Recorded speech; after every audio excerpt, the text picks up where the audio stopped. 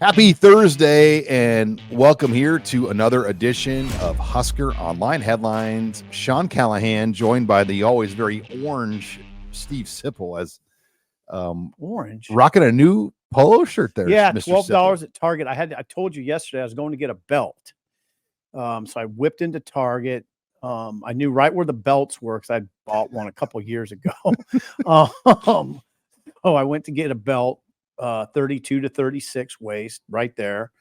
And right by the belts was a rack of what do you call these polos? For 12 a piece. Couldn't resist. Saw the peach one and said, "Nah, that's mine." It's real good color on you. I think you're going to get a lot of comments or compliments in the comments on that polo shirt, Steve. That's not bad. I could have told you it's a $50 polo and you wouldn't have batted an eye. I thought you bought a Tommy Bahama one there at first. No, I don't even know what it is. Let's talk ball, as we like to say. Let's not talk about as we get down the headlines. I got a pretty good headline number one here. Okay. Colorado, Nebraska kickoff. Are we looking at a primetime NBC kickoff in Lincoln? Wow. The early clues I'm getting are say yes. Okay. So the networks got together Wednesday to begin the selection draft. And over the coming weeks, we'll know Nebraska's kickoff times. Well, we know Colorado, Nebraska, like last year, will not be a big noon kickoff because the Texas-Michigan game has already been selected for week 2 for big noon kickoff. Yep.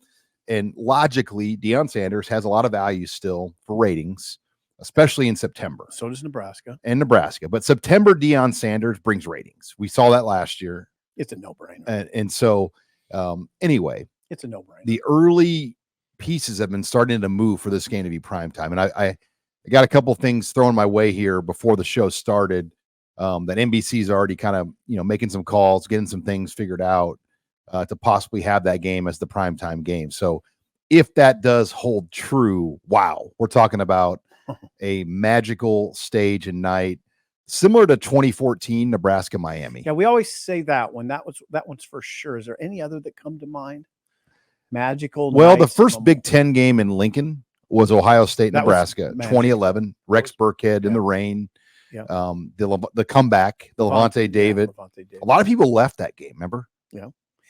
Yeah. So it was different than, it's hard to top Miami, Nebraska in 2014 when Amir went for a big game and they had Randy Gregory and Collins made big plays. I think it was at the end of the third quarter. Miami was threatening. Listen, don't hold me to all of this, but Miami was threatening. Key moment in the game. And if you remember, Collins and Randy Gregory came up big on like 3 straight plays or 2 straight plays, and it turned the tide of the game, and it was wild. And that left tackle from Miami was a first rounder, if I'm not mistaken. Yeah, and Gregory and him were squaring off. Okay. And they started going at it, and I mean, it was wild. And hey, Nebraska fans want blood. I mean, they've gone to Boulder. They do. And they've been treated like trash. They want blood. Like the way that Colorado students, particularly, and young, have treated Nebraska fans in Boulder. Mm-hmm. This is not going to be a cheer the opponent kind of stage. No, and look, if Colorado fans want to come at us on this, go ahead, come at us. I mean, they've embarrassed themselves. Yeah, you embarrass yourselves. I mean, you gotta just eat this. I mean, I've watched it. I watched an assault happen. I've never seen people treat people like the way Colorado students and fans come at us on this. have been towards Nebraska the last couple of years. And it's bizarre. It's bizarre to me. Yeah, we don't talk about fans like this, only in extreme circumstances. And Colorado has made this an extreme circumstance. Now, Colorado fans are going to come back and say, oh, yeah, what happened on the field last year, big boy? Colorado got them. No, they did. They've got them 3 times in a row. Wonderful. But no, you're right, Sean. It'll be bloodlust. It'll feel like Miami in 2014, and probably with more bloodlust than that because of Deion, because the rivalry is heated still. It's really intense. So I just hope that all this holds true, that these things that are happening with NBC, making, calls and connections here in Lincoln to get things ready to go means it's happening. Because I love moments like this. This will be one we'll never forget. Now you hope though that Colorado beats North Dakota State in week 1. That and that's not a given. No, it's in Boulder. That's a really tough game. Now, North Dakota State has a new head coach. I know. And North Dakota State's, I don't think North Dakota State, it's not what I mean, their head coach left to be the linebackers coach of USC. Yeah, right. Interesting. North Dakota State's not what it was when it was at the height, like Craig Bull years. So, but still, yeah, I'm with you on that. You do want Colorado to win that game. North Dakota State's going to come in though to Boulder like a more organized army. Like they may not have as nice of tanks and guns, but they're going to know how to fight better, and they're going to be ready to go. And Colorado is going to be flashy with their Louis Vuitton luggages and their Rolex watches, and they're going to be doing weird stuff on the field probably that is probably sort of trumped up. No pun. I mean, just weird stuff like they did against Nebraska, where they sort of invented this square off at midfield, which was just, it wasn't real. That's what they do. But you know what? They also got 2 first-rounders. They got Shedeur Sanders and Travis Hunter. Maybe the 2 best players in the Big 12 right now in terms of draft stacks. Yeah, maybe. Yeah. So they got that. They'll have some skill players, you know that. But I don't know, the way Deion's doing it, how can you even tell what kind of team that's going to be? There's so much turnover. Yeah, it's going to be fascinating, and we'll know these kickoff times when. Last year they came out on June 1, so sometime here in late May, maybe June 1, these dates will get announced, and what we'll find out are usually the first 3 weeks. Yeah. Then your homecoming game. And then any like Friday games. Okay. So we'll find out. We'll know like the homecoming kickoff, and I don't know what game homecoming is this year for Nebraska. Oh, who knows that? I don't know that. Well, usually you kind of put a homecoming game like strategically, like not a higher profile game, because then you can select your kickoff time. Okay. And so a lot of times a game that would be slammed as an 11 a.m. kick, you make that your homecoming game, and then you put it at 2:30. Final word on this Colorado, Nebraska in prime time, which we think is going to happen based on the information you've gotten today. It's a no-brainer because this is great drama. It is a grand stage at Memorial Stadium. It is everything you want. It could be a little dicey, It's great TV is what I'm getting at. It's wonderful. And if you're TV. NBC, you jump on it. And why? If this game's at 2:30, it's on CBS. It's at 2:30. Yeah, and college football people are saying, why is Colorado, Nebraska? Why is that not a night game? There's people saying that. Like, why is that not a night game? This is a night game, Sean. It is a no-brainer. I can already feel the juice if it's a night game. I can too. I can already see 3,000 viewers watching our post-game live show if they win that game. Yeah, or if they lose. Yeah. We've seen it both ways. right. But I'm expecting a night of margaritas and super chats galore for Steve Sipple. It's going to be hot. All right, so before we go to headline number 2, thank you for joining us here at HuskerOnline Headlines. HuskerOnline Headlines is brought to you by Omaha Steaks. Nothing says summer like the taste of a juicy, tender burger grilled to perfection, and nobody does burger perfection quite like Omaha Steaks. Right now, you can taste burger perfection for yourself with the Burger Perfection Flight. This exclusive package includes 20 of their mouth-watering steak burgers, 4 of their pure ground filet mignon burgers, New York strip burgers, ribeye burgers, brisket burgers, and sirloin burgers. You'll get all of this deliciousness for just $79.99. That's 20 beefy, juicy steak burgers for just $79.99. So go to omahasteaks.com and order today. These are the kinds of burgers that can only come from Omaha Steaks, from the mild and tender filet mignon burger to the rich and buttery ribeye burger. Every bite is backed by their 100% unconditional guarantee. Go to omahasteaks.com and shop for the Burger Perfection Flight today. That's omahasteaks.com and order the Burger Perfection Flight for $79.99. You're going to want to hurry as supplies are limited. omahasteaks.com. I'm going to go to the Husker baseball game on Friday. Maybe I need to get some of those burgers. That's not a bad idea. Tailgate. What really? Did you guys tailgate? Well, it's embarrassing, but years ago I won or bought like a silent auction, like a little miniature Weber grill that you can tailgate with, like a traveling grill. Never used it. Oh boy, you got to do it. Get Kit and Carly. It was so long ago. It was at Jabba Chamberlain's. He had his Dream 62 auction when he played for the Yankees. Okay. And it was at his Dream 62 auction event. Okay. And I've had it in my garage, and I need to use this puppy. Yeah, you need to use it. Just use it. Take your wife and the girls. Yeah, we're gonna go to the game and some friends, and obviously the ALS fundraiser. And you had Ashley Johnston and Chuck Johnston on your show, the ticket. Yeah, but they're throwing out the first pitch on Friday. Ashley's throwing out the first pitch. It's a real. I mean, it's a hard story actually. Her husband got ALS. Used to work for Nebraska Football and A&M, and worked for Bo and Bill, I think. Bill Callahan. Yeah. So I urge you, if you want to support good people and a good cause, go to the baseball game Friday to support ALS. Absolutely. And the Johnston family will be throwing out the first pitch. Yep. So, all right, let's take it to headline number 2. We got to know some key staff members on Matt Rule's staff here today. Dr. Susan Elza, the chief of staff, and Sean Padden, the general manager, kind of the two leaders of the staff behind the scenes. We learned a lot of interesting things. First and foremost, I do want to say this. They are now almost fully in this new facility as far as coaches' offices. The walk-through room we've heard so much about, where it literally has one of the largest screens you're ever going to see, where they can do simulated, lineups and play looks. And there's nothing like it in the country. It's 315,000 square feet, I believe is what she said. I think that's what she said. The new facility, and the old space is about 200,000 square feet. So yes. And that's the walkthrough room right there. All the players couldn't lift at once in the previous facility. That's one thing that Dr. Elza noted. They can now. So all 149 players. So 149 on the roster, by the way. All 149 can lift in this new facility. The old weight room, you asked about this. The old weight room, we'll call it, in North Stadium. That's now transitioned over to Olympic sports. Because they used to have a weight room, or they still have one that's in the Hawks, kind of buried in the back of the Hawks indoor facility. And that was where the Olympic sports went. So it sounds like they're going to be transitioning those athletes now to the old football weight room.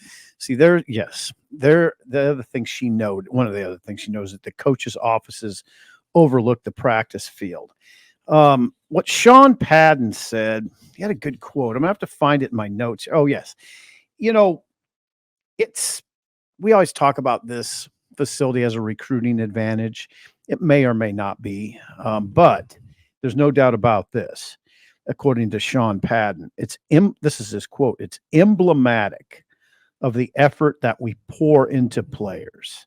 That's what it's about. And largely what Sean Padden and Dr. Susan Elza wanted to impart on us is how much this program pours into its players. And you know what? That's what the training facility largely represents. Shifting gears a little bit, Sean, I know this is true. I know this is true because I'm like most people, in that I hear Sean Padden, his title's GM. And my thought is always, okay, what does a GM do?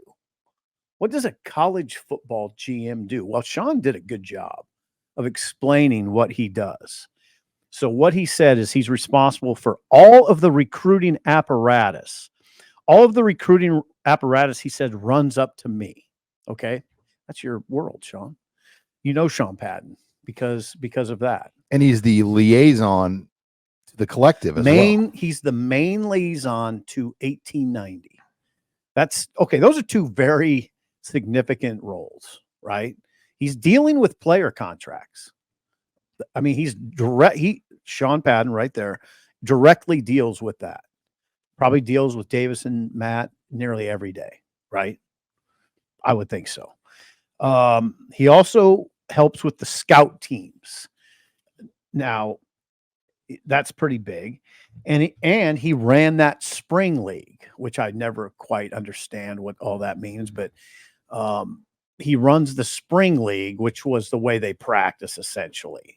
Nebraska putting its players on 4 different fields and all that rigmarole. Those were Sean Padden's main jobs. As you also wonder, Dr. Susan Elza, chief of staff. What's a chief of staff? What is that? Well, she runs all the other elements, the behind the scenes day-to-day operations around the program. Right. I don't know. I mean, I wanted to ask her, but it was sort of too nuts and boltsy. There's 73 staff members for football. 73 all told.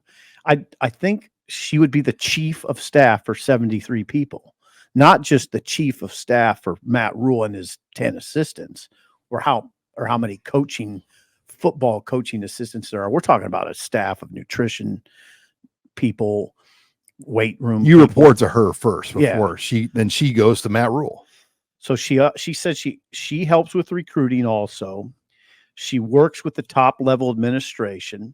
She helps in the organization of road trips. She talks to the governor if need be. And I thought the key thing she does that she said she does is she helps avoid silos. All these different people and all these different parts of the football program. She doesn't want them operating in a silo without collaboration, without other parts of the program understanding what they're doing. And I think that might be the most important thing she said about her job. So we got to know them. Interesting move. Sean, I don't think this has ever been done since we've been covering the team, has it? Well, they've done like round table-ish type things where, you might get to sit down in like a meeting room with like the recruiting staffers and whatnot. I must have missed those. Like for Scott Frost, Jared Lamprecht was the chief of staff, and that wasn't his style. He didn't want to do interviews, like in kind of he wanted to be more in the back. Like he didn't really ever present himself on camera like this. No. And this was a podium setting today that we got. Yeah. So pretty formalized. I mean, both guys talk for 30 minutes. By way of our expertise, I say that in quotes. Wouldn't you say, okay, that's interesting that you brought up Jared Lamprecht as a chief of staff. He was a chief of staff. Dr. Els is chief of staff. My perception is Jared Lamprecht had much more to do with the pure day-to-day football operation. Yeah, because that wasn't really like Matt Rule. When you compare his style, Matt Rule has his hands on everything. Matt Rule has his hands on everything. Frost did not. Frost didn't want his hands on much other than just coaching ball. And but like Jared was the head coach in a lot of respects behind the scenes. This is almost a column. I mean, it's damn near a column. It's way different. This chief of staff, it's a much different role than Jared was. Jared was in charge of the COVID protocols for, everything. He ran the protocol. He ran the team basically at that point. Like tell me I'm wrong. He organized the medical contracts back then, over the athletic director about COVID tests and traveling nurses. And Jared knew the 4 deep as well as any coach on the staff and probably had input on it. Would you say? Yes. So, there's just different ways to run the organization. Absolutely. And I think a lot of it is Rule. Rule he's got his hands on everything. That's the best way to put it. The chief of staff role by nature would be different depending on a head coach, and Rule is extremely hands-on. So there you go. All right. Interesting, Sean. Before we take it to headline number 3, Husker on the Headlines, brought to you by Ellerbrock-Norris. They've been helping Nebraska business owners protect their purpose for over 120 years. With risk management solutions built for local businesses, Ellerbrock-Norris partners with you on commercial insurance, group benefits, business exit planning, safety, and more. Start thinking long-term with your business and create a risk management strategy to protect it. Are your employee benefit costs going through the roof? Talk to Ellerbrock. Workplace injuries skyrocketing your workers' compensation costs? Talk to Ellerbrock. Hoping to retire in the next 10 years and sell the business to family, key employees, or even a friendly competitor? Talk to Ellerbrock. Ellerbrock-Norris is helping you protect your purpose, whether it's your business and the employees in it, your life outside of work, or your future retirement goals. Head to Ellerbrock-Norris.com. Head to Ellerbrock-Norris.com/HuskerOnline today to get your free risk evaluation. That's Ellerbrock-Norris.com/HuskerOnline. Husker Online today. Okay, let's take it to our third headline here, Steve Sipple. What is that? Nebraska is targeting Michigan State safety Jaden Mangham. And, they've been really selective in what they've done in the spring portal because, number one, they don't have a lot of spots. And number two, I don't know if there are a lot of glaring needs. It's to the point where if a guy is good enough to make your team better, you make room for him. And I think Mangham fits that description when you look at him as a player. Nebraska staff conducted an in-home visit with him this week. Jaden. And he will visit Ohio State this weekend. Nebraska's official visit will take place Monday. And then Michigan, he's from Detroit. Well, they'll have their visit the following week as far as a official visit goes. So big. He's got 3 Big Ten official visits. He had 4 interceptions a year ago, highly productive. He had a brother on the team as well in East Lansing that followed Mel Tucker from Colorado to Michigan State. That brother has left the program. He'll play running back at Minnesota. Jaden. Jaden Mangham. Jaron is his brother. Good God, Steve. Yes, Jaron. Jaron is the running back. Yeah. Jaden is the safety. It's right in front of you on the screen right now if you need a little help. Okay, keep going. But Please this quickly 6'1.5" safety, and he's heavier. I think he's closer to probably 185 right now. He's a really rangy. Listed him at 160. That was his high school weight. Yeah. No, he's got to be 185. There's no way he's playing in the Big Ten at 165. You wrote in your 3-2-1, and I think this is pretty obvious. This will be a business decision, and NIL 1890s gigantic in this. Probably playing time is something you'd watch too. But here's the thing: I don't know what Nebraska can. They can't guarantee him anything in terms of playing time because, as everybody knows that follows Nebraska football, Nebraska's well stocked at safety. I mean, if you just look at the top 3 guys: Isaac Gifford, Marquise Buford, Deshaun Singleton. I mean, it's going to be hard to determine who's starting out of those 3, except I think Isaac Gifford's locked in. But I don't know with Gifford and Singleton. And Tommy Hill. Tommy Hill's at corner. Oh, yeah, you're talking about the 3 pure safeties. I'm talking pure safeties. Yeah, Buford, Singleton coming back. Hartstock can play safety and corner. Hartstock too, yeah. But see, if you get Mangham, I think Hartstock moving to corner is a no-brainer. If you get Mangham in here, why? Could Mangham play corner? You just have good safeties stumbling all over each other. Then could he play any corner? Mangham, maybe, yeah. I don't know that. I don't know. I don't know either. That's a good question. That's a really good question. But I'll tell you this. 5 teams called him in the first day: Nebraska, Michigan, Ohio State, Georgia, and Alabama. It's purely that's how good he is. Right. It's purely an example of what Rule has said, or what any coach, not just Rule, almost any coach would tell you. If there's a good player available and he's interested, you don't say, oh yeah, we got enough safeties, we're good. No, if he's that good, 52 tackles, 4 interceptions, you look at him and try to get him. Okay, play this game here. If Hartstock, Singleton, or Buford win in the portal, would Alabama, Ohio State, Michigan, and Georgia call on the first day? Okay, now wait a second. Name the 3 again. Singleton, Hartstock, and Buford. If they went in the portal, would those teams call him on the first day? I think you're asking me a loaded question, and I'm not. I don't. A couple of those guys, I'd say maybe. No, they're good Power 5 players. Am I crazy on this? Sipple, yes, you are. I don't think Kirby Smart and Alabama and Michigan and Ohio State would be calling on those guys. I'm not on the first day. On the first day, come on, Babe in the Woods. I'm not convinced you're right on that. Those guys are good. Yeah, but they don't have the production he had. He's got legit proven production. He had 4 interceptions last year. He was second team All Big Ten by some publications. On a bad team. When you're a voter for All Big Ten, Mel Tucker got fired in September. You're not voting for any Michigan State guys. I haven't looked at his film. I don't know. Am I going to see a player who's that much better than Buford and Singleton? It's just, to me, it's interesting that those film personnel staffs, the best in college football right now, called him on the first day. I don't know Buford's good. If a Singleton coming off injury, a Buford coming off injury, injuries are a factor. Would get those kind of calls. I don't think Malcolm would get those calls. No, I don't. Right. But I'm not. I don't know. I have a lot of respect for those. I do. I'm not saying I did, but I'm just Yeah. saying that when you're trying to make this analysis of Yeah. make room guys, well, if those teams want him, Yeah. you're probably going to want him Yeah. too. You're probably right. And there's going to be a price tag though. Yeah, I'm not planting my flag in the hill on this one, but those guys are good. Buford's could play about anywhere.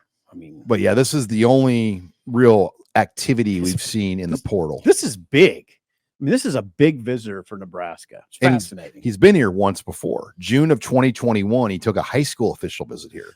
Now I would say this. I don't think he's here without 1890.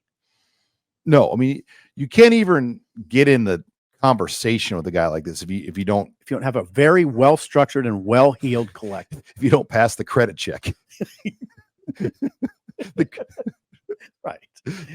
You got to have a good credit score on this one. You got to go through the finance department first before you can even buy the car. Yeah, you can't have just a good credit score. You need a very good credit score, very good to great.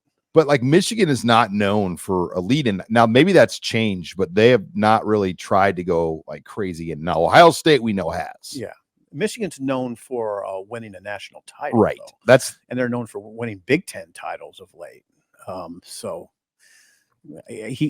Really interesting though that Nebraska is getting a visit along with Ohio State and Michigan.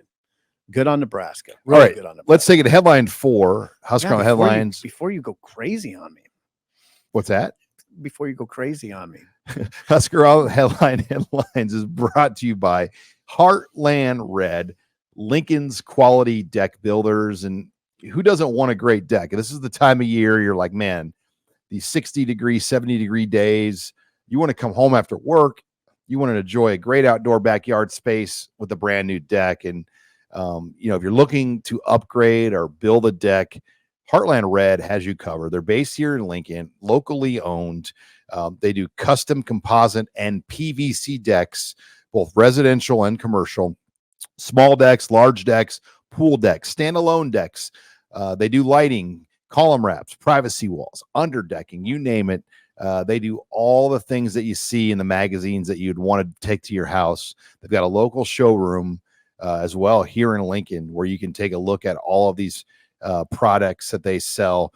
Timber Tech Platinum contractor. They do fiber and outdoor experts. All the top of the line products you see, Heartland Red has you covered. Check them out on their website. It's heartlandred.com or call them directly at 402-405-5755 to set up a bid. Check them out at heartlandred.com. Give them a call at 402-405-5755. Thanks again to Heartland Red for sponsoring us here on the Husker Online Show. Okay, headline number 4, and it's kind of I got some bad news on this one. Carter Nelson's quest for 40 points at the state track meet began today. Well, unfortunately, the C5 district in Atkinson at Westhold High School. Carter Nelson is competing here on Thursday in the 200 meter, the pole vault, the long jump, and the discus. The discus was considered to be his top event. He was ranked in the top 20 nationally, number 1 in the entire state. Well, he got 3 throws. He scratched 2 of his throws at districts, and his other throw went 123 feet and change. So Carter Nelson, who has one of the top discus throws in the country, has failed to qualify for state track in the discus. That's a good update. It's unfortunate for Carter. He had thrown the discus 188 feet. Yeah, 188 feet 1 inch. Yeah, so you were right. Number 1 in the state. Yeah, I don't wonder what happened. I guess it can just happen. We get 3 try. I mean, it can just happen. It's easier you just say like, hey, you should just get one on the board. Get one that's like 160-ish, 50-ish. Get it out there, then go for it. Yeah. Coach Callahan. He scratched it. Now he won the long jump. He did win the long jump. And he's got pole vault coming here as we're taping Thursday in the 200. And the 200, okay. He's ranked in the state. I got it right here if you need it. He's number 2 in the 200 meter. And 3 in the pole vault. 3 in the pole vault at 14.2. So, yeah, he can still score high. Yeah, it's disappointing, I guess, but he's still having a remarkable spring. He's a remarkable athlete. You see that photo. Carter's all about teammates. Track's really not a team sport, is it? Not in my opinion, anyway. But he's all about. He loved being in Ainsworth. He loved competing with those guys. And yeah, he'll do fine. He'll do fine. I just said somebody on our board had posted that he broke his pole in the pole vault. Oh boy. But he's got another pole evidently. Oh but boy. that was always a challenge. And Yeah, I don't think the lay person understands that a lot of these poles only go up to 215 pounds. Right. Yeah. So he's put so much force on it because of his size, 6'4", 220, that they had trouble, he and his father, finding poles. And they make an Olympic pole that's 245. Okay. Weight. And those are extremely expensive and hard to come by. Yeah. So there's challenges there. But again, he's had a remarkable spring. Are we going to see this?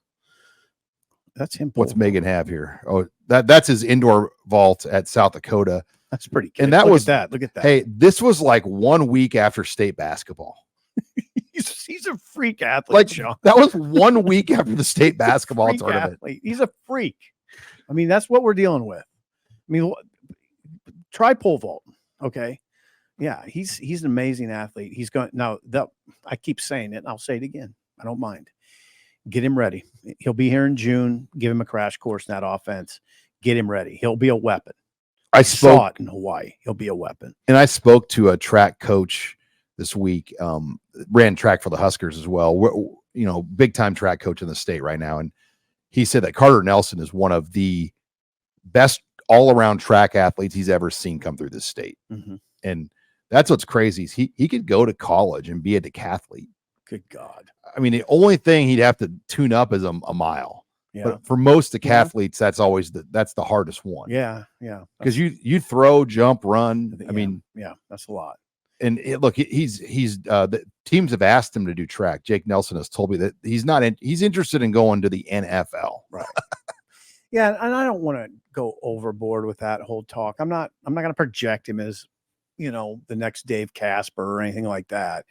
But I think he can come to, I'm just saying, I think he can come to Nebraska as a true freshman and make a significant impact. I'll just leave it at that. Significant impact. He's that kind of player. It's not crazy. We not only saw him play in an all-star game in Hawaii, more importantly, we saw practice. And he was one of the best players on the field. And on that field were a lot of 4- and 5-star players. There were times I thought he looked like one of the top 5 players on that field. So, yeah, it's not, trust me when I tell you, it's not crazy talk. Okay? All right. Some other notable track marks. So the state track meet is next week. Yes. In Omaha, and Class A and B will take place. That will all take place on Wednesday and Thursday. And a lot of future Huskers, Husker targets. Rowdy Bauer from Norfolk, a walk-on, leads the state in long jump. That's notable. You'll have how about this? Maurice Purify's got a kid that as a sophomore long jump 21-2. Maurice Purify. He goes by Maurice Purify the second. And he's a 6'4" sophomore, Lincoln North Star. Boy, Dad was good.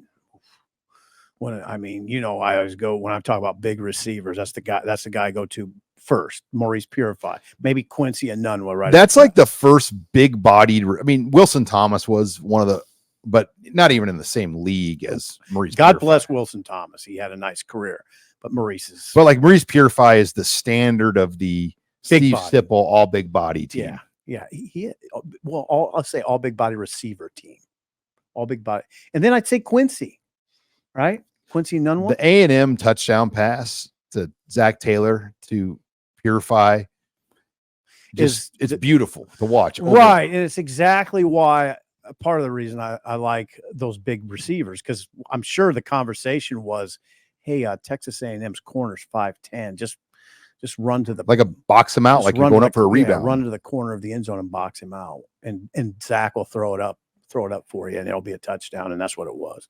Don't make it harder than it is. If you have a 6'4" guy like Maurice Purify, do it. Maybe Maurice Purify the second. Is he a good football player?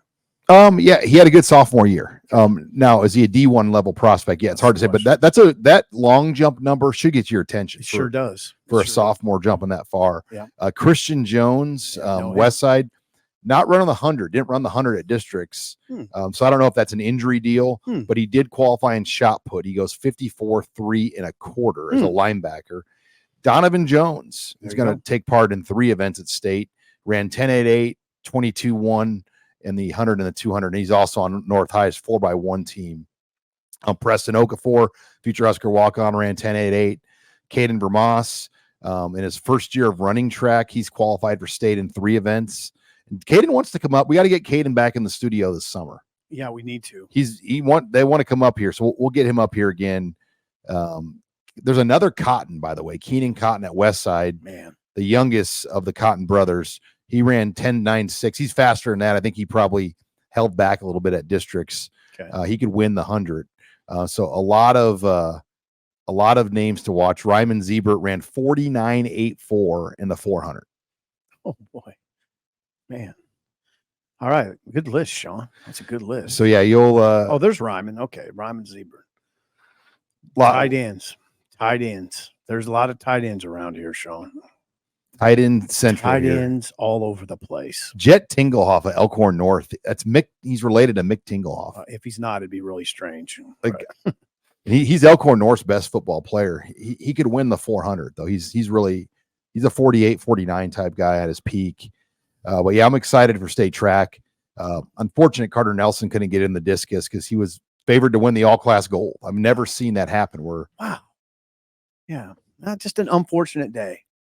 But again, he'll be fine. All right, before we close the show on headline number 5, if you're not a member of HuskerOnline.com, check us out. We got a great deal right now. Get 2 months of access to Husker Online for just $1 by simply using the promo code NU1. That's promo code NU1, 2 months for $1 at HuskerOnline.com. That's the best deal we're going to give, and that is for our YouTube and our podcast listeners to take advantage of at HuskerOnline.com, promo code NU1, 2 months for $1. Okay, final headline. Nebraska is preparing now, Steve, for a big visit weekend. It's the first of kind of a run here. They have 2 more weekends coming up in June, but you kind of look at the map here. They've got spring game weekend, which they've had eight official visitors in. They've got this weekend where they're expected 3 or 4 to come in for Mother's Day weekend. And then there's 2 more visit weekends on June 14th and June 21, where 17 more guys come in. So as of show taping, there's 29 official visitors that will come in, and that number will probably get into the 30s. But that's their board. When you want to try to figure out a team's recruiting board, look no further than who the players are coming in for official visits. Well, and the big one this weekend is the 4-star offensive lineman from Bixby, Oklahoma, Broderick Scholl. That's the big one. Well, and stay tuned. I think there's more coming, but yeah, that's what we know of right now. Broderick Scholl, and then Nicholas Clayton, an edge rusher out of Florida. Our own Brian Munson has put his RPM pick in for him to Nebraska. Is that right? And then Caleb Benning will come in for his official. Never was able to take it last year because of basketball. But the positive on that is you'll have, a current member of the recruiting class around the other recruits. And then Damon, a former Husker player, color analyst, great ambassador for the program. He'll be around the weekend as well. Big. Yeah. That's yeah. I mean, they're going to be working on Mother's Day weekend pretty hard. That Scholl gets your attention for sure. But now people are going to be wondering, who's this other person Sean's talking about? Stay tuned. Who's this other person? But yeah, are we talking about like a skill player? I'm not going to. But yeah, it gives you an idea about Matt Rule. They're working on mothers. There's really no other staffs in the country that are going to host visitors this weekend. You don't think so? No, really. Yes. Yeah, Matt. And then just think about what's going on here. They play the spring game, significant, and it goes really well, by the way. The spring game went really well when you think about it. Came off better than his first one. It did generate some excitement. It was well done. And then what's he do the next weekend, Sean? Goes into Omaha with a camp. Now they're working Mother's Day weekend with them. Yeah. So Rule will tell you, in fact, I heard him say this the other day. It's not working for Matt isn't for everybody. It's because of the pace and the expectation. That's what he said. That's right from Matt Rule's mouth. The pace is high. I mean, it's not easy. It's not for everybody, frankly. He has high expectation level. In fact, we heard some of this from Dr. Elza today. The expectation level is high. Everybody's tied to the win-loss record. I mean, your job it's tied to that, and it's not like that everywhere.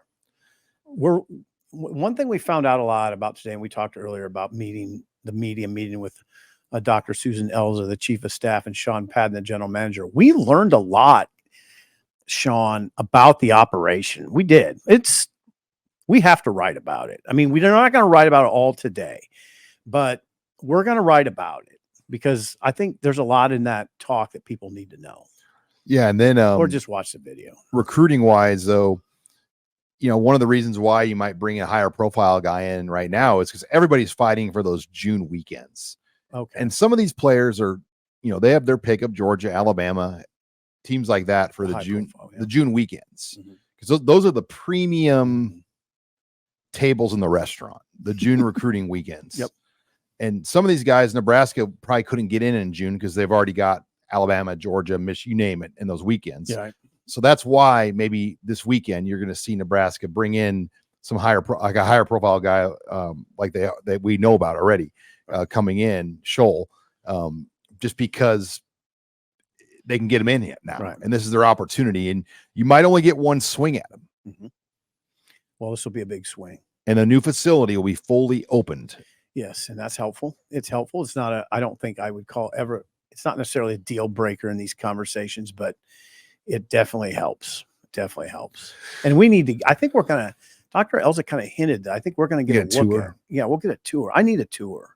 I just need to drive by it. I haven't even drove by it. You can drive by it. Yeah, that East Horseshoe, you don't even get around there anymore. Oh, you don't? Well, I just feel like I never get on that side. You can if you want to. No, in general though, you just never have a reason to drive around because here's my deal, and this is too much information for you, and you probably didn't even know this. They used to have, and I'm talking 2 years ago, pull-up bars outside the military and science building, whatever it was, and I would go on that horseshoe all the time. During COVID, you did a lot of workouts out there, right? Yeah, well, COVID and beyond. And I would park over on that horseshoe all the time, then wander over to the stadium and just kind of look at it because it was kind of fun. They have the statue out there, the football players, and I'd go over there and check things out. But I haven't been over there recently. During COVID, when you just were looking for things to do, I mean, people would go over there. Like my wife and daughters, we would just drive over there. Yeah. And we'd have a picnic on campus. Yeah. I saw people doing that. And it was like a big part. I mean, it was great. Nobody was on campus. Right. I mean, and it was weird. You were just sitting it was almost like a nuclear bomb went off and cleared out everybody. And you were walking around this campus that houses 25,000 people and you were the only people on it. Oh, I used to do it all the time. It was eerie. It was really eerie. Well, and what I was like, because that was when they were supposed to break ground for the project. And then they never did. They had to wait. Right. And in my mind, I'm like, God, it would make so much sense to do all this right now when nothing's going on. You'd have carte blanche access to the campus. But I wonder, they had to wait politically because of the money, they had a bunch of construction workers out there during COVID. I don't know if that in that period, it just wouldn't have been, even though construction companies had record profits during COVID. I mean, things did not slow down. Interesting. But yeah, that was a fascinating time. The facility's now done. Everybody's in is my impression. Is that right? Just think about that press conference in 2019 when Wandale Robinson and Bill Moose, Scott Frost spoke. And here we are in June of 2024, finally there. It took longer than they wanted. Dr. Elza mentioned that. I mean, she was pretty frank about it. Took longer than they wanted. But here they are. And they're very appreciative of it. And it would be, I always think of it in terms of what a place to go to work every day. Then Moose did the groundbreaking. Not that the post office is bad. Hey, we got a new sign out front. I don't know if you've seen it. We got a brand new sign. Appreciate your defense of the post office. It doesn't look handsome. Yes. Okay, good. All right. Well, not quite like the training facility on campus, but Close enough. Big weekend for Husker baseball as well. Oh, Home games, final home games against Indiana. And these are probably the final home games of the year as Nebraska's RPI dropped from the low 20s to about 30 after their loss to South Dakota State. So rough weekend for a rough midweek loss. And that continues to be the bugaboo for Nebraska baseball is they can't figure out the midweek. No, and it's interesting. It's been the season is the dynamic is interesting to me because it is a good season. They're still in the thick of Big Ten contention. They can win the Big Ten title, but the whole conversation is so marred by the midweek record, which I believe is 4-7. Because you're losing to teams with players that you wouldn't even recruit. Right. South Dakota State's the last place team in the Summit League. And they came up here with a guy from Waverly who hit 2 3-run homers. I think his name is Thatcher Kozel. Double check. That you probably, as Nebraska, never even considered recruiting here. He hits 2 3-run home runs in your stadium. Oh, I almost hate to talk about this, and you know why? Because Will is not a good loser. No, I can't even imagine Will Bolt this morning on Thursday morning. Agonizing. And Childress. I mean, those guys are intense competitors. The expectations that are at Nebraska baseball that are still here today are because of those guys. Yep. Because of Childress, Van Horn, Will Bolt, guys like that. And I think you're ahead 6-2 going in the 8th. Well, I remember I kind of tuned it off. I'm like, all right, they're going to get it. Yeah. And I was working on my 3-2-1. And then I'm like, God, this inning's lasting a long time. They figured out why. They gave up like 10 runs in an inning. No, they didn't give up 10. I know, but it was bad. But it was bad. Yeah. Yeah. It was bad. It was a tough loss. So, yeah. But again, huge series against Indiana, chance to win the Big Ten. So we'll have full coverage of that as well on Husker Online and more coverage coming out through these press conferences we had, as well as the visit weekend. So make sure you tune in or check us out at HuskerOnline.com. For Steve Sipple, I'm Sean Callahan signing off here for another edition of Husker Online Headlines.